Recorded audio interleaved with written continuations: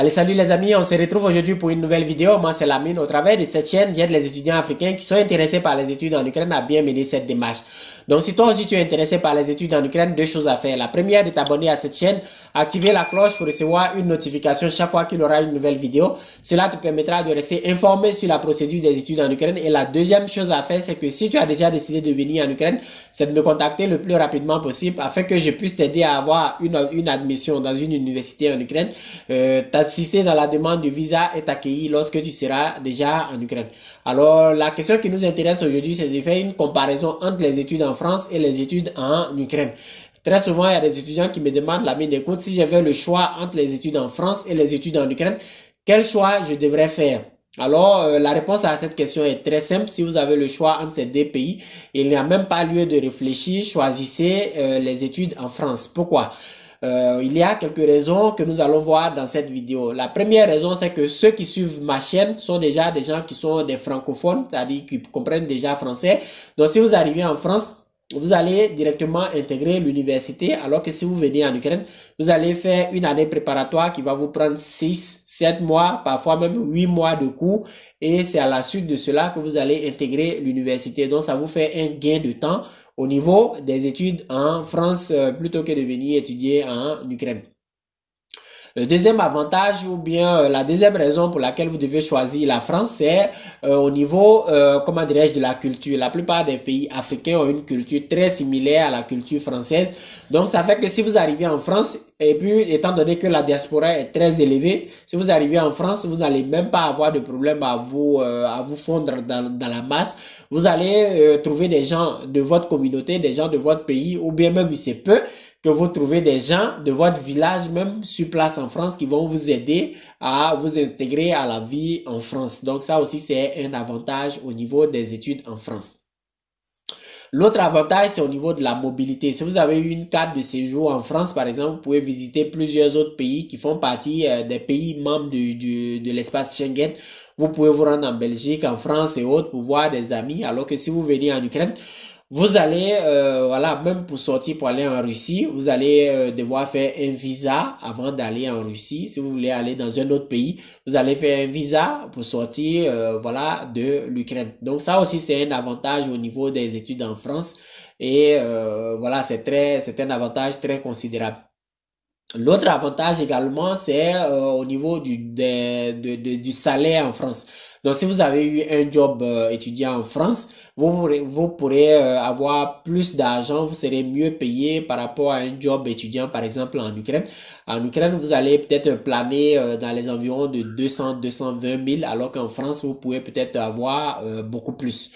Donc, voilà, je ne sais pas exactement combien vous allez avoir, mais ne vous mettez surtout pas en tête que vous allez avoir un salaire, voilà, 10 € par heure et tout ça. Je pense que vous allez avoir moins que ça. Mais de toute façon, ça sera mieux payé en Ukraine, ça sera mieux payé en France par rapport à l'Ukraine. Donc ça, ce sont quelques avantages au niveau des études en France. Maintenant, les désavantages au niveau des études en France, c'est qu'aujourd'hui, clairement, la France délivre moins de visas étudiants, voilà, moins de visas d'études aux étudiants. Donc, ça fait que même si vous passez par Campus France ou bien vous passez par une autre structure, aujourd'hui, vous n'avez pas assez de chances d'avoir un visa études pour aller étudier en France. Et ça, c'est un désavantage également au niveau des études en France.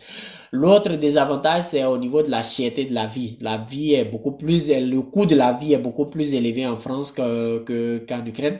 Donc, pour prendre un exemple très simple, une ligne de métro, par exemple, va vous coûter 1 €, soit 655 francs CFA, 655 francs CFA, alors qu'une ligne de métro à Kharkov ou bien à Kiev va vous coûter un peu moins de 150 francs CFA.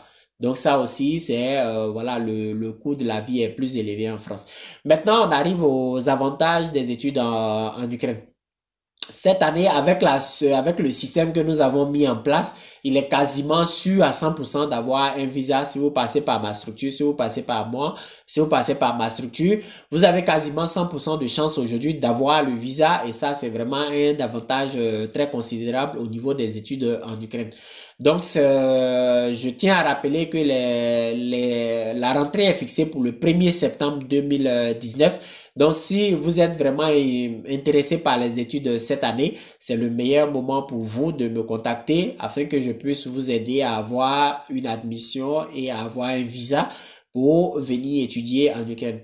L'autre avantage également des études en France, c'est que l'autre avantage des études en Ukraine, c'est que le coût de la vie est beaucoup plus moins cher en Ukraine par rapport à la France ou bien par rapport à d'autres pays.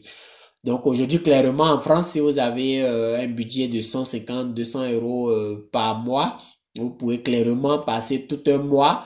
Voilà, vous pouvez vous nourrir tout un mois avec cet argent, alors que dans la plupart des pays, voilà, cet argent ne suffirait pas du tout, voilà, à vous nourrir. Donc je ne parle pas de ceux qui ont des sorties en boîte et tout ça. Moi, je parle uniquement que de la nourriture.